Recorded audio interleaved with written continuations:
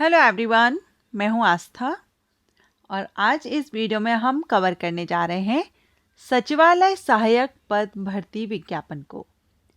सचिवालय सहायक, जिसको इंग्लिश में सेक्रेटेरिएट असिस्टेंट कहते हैं, और ये जो पद रहेगा आपका, या हम कहें कि ये जो भर्ती विज्ञापन जारी किया गया है, ये डेवलपमेंट अथॉरिटी की तरफ से रिलीज़ किया गया है। डेवलपमेंट अथॉरिटी, जिसको कि हिंदी में विकास प्राधिकरण कहते हैं, और इसके लिए 12th and any graduate candidate eligible रहेंगे। मिनिमम क्वालिफिकेशन 12th पास है, बाकी अगर आप ग्रेजुएट हैं किसी भी सब्जेक्ट से तो आप भी अप्लाई कर सकते हैं। ऑल इंडिया से कैंडिडेट अप्लाई कर सकते हैं। मेल, फीमेल और पीडब्ल्यूडी कैंडिडेट भी एलिजिबल रहेंगे। आप किसी भी स्टेट से हो, अगर आप इंटरेस्टेड हैं तो आप आवेदन इसमें कर सकते हैं। तो चलिए देखते हैं टोटल नंबर ऑफ वैकेंसीज। तो टोटल नंबर ऑफ वैकेंसी की अगर हम बात करें तो टोटल 199 वैकेंसीज हैं। ऑलमोस्ट 200 वैकेंसीज हैं, जो कि सेक्रेटेरिएट असिस्टेंट या जूनियर सेक्रेटेरिएट असिस्टेंट ये पोस्ट रहेगी। और ये जो पोस्ट है ये ग्रुप सी के अंतर्गत आती है। सो ग्रुप सी पद पर ये भर्ती है, जिस पर आपकी सैलरी लेवल 2 से रहेगी।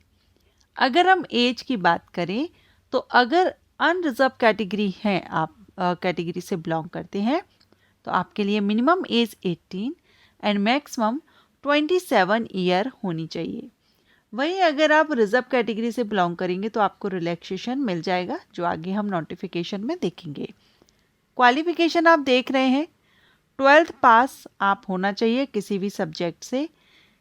मिनिमम क्वालिफिकेशन 12th है, ग्रेजुएट भी आवेदन कर सकेंगे। टाइपिंग स्पीड आपकी 35 वर्ड पर मिनट की स्पीड हिंदी इंग्लिश में, और अगर आप हिंदी में करेंगे तो 30 वर्ड पर मिनट। हिंदी और इंग्लिश दोनों में से कोई एक टाइपिंग ही आपका टाइपिंग टेस्ट लिया जाएगा। बाकी इसमें सर्टिफिकेट वगैरह नहीं मांगा जाएगा, लेकिन आपका टाइपिंग टेस्ट होगा तो हिंदी या फिर इंग्लिश में से कोई एक टाइपिंग टेस्ट आपको देना होगा। लेकिन ऐसा नहीं है कि अगर आपको अभी टाइपिंग नहीं आती है तो आप ये फिल नहीं कर सकते। आप आवेदन कर दीजिए। पहले आपका रिटन एग्ज़ाम होगा, उसके बाद टाइपिंग टेस्ट होता है, तो आपके पास काफ़ी टाइम रहेगा टाइपिंग टेस्ट के लिए। अब अगर हम एज रिलैक्सेशन की बात करें तो SC/ST कैंडिडेट को 5 साल की छूट मिल जाएगी। अदर बैकवर्ड यानी OBC कैंडिडेट को 3 साल की है। PWD कैटेगरी के अकॉर्डिंग आपको भी एज में छूट यहाँ पर दी गई है।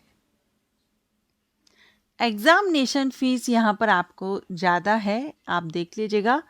UR, OBC, NCL और EWS के लिए 250 है, 2500, सॉरी यहाँ पर 2500 है, 2500। और जो PWBD या transgender, ex serviceman, female candidate किसी भी कैटेगरी की हो, और SC/ST कैंडिडेट, इनके लिए 1500 रहेगी। एंड ये नॉन रिफंडेबल है। देखिए यहाँ पर आप देख रहे हैं नॉन रिफंडेबल एंड रिफंडेबल लिखा हुआ है, ठीक है, कैटेगरी के अकॉर्डिंग। तो ये जो रहेगी आपकी, ये तो नॉन रिफंडेबल रहेगी इन कैटेगरीज के लिए, और ये कैटेगरीज में रिफंडेबल है। अगर आप फॉर्म रिजेक्ट होता है या कोई अदर कंडीशन में आपको रिफंड कर दिया जाएगा, या वैकेंसी कैंसिल होती है तो इस कंडीशन में फिर आपको रिफंड हो जाएगा।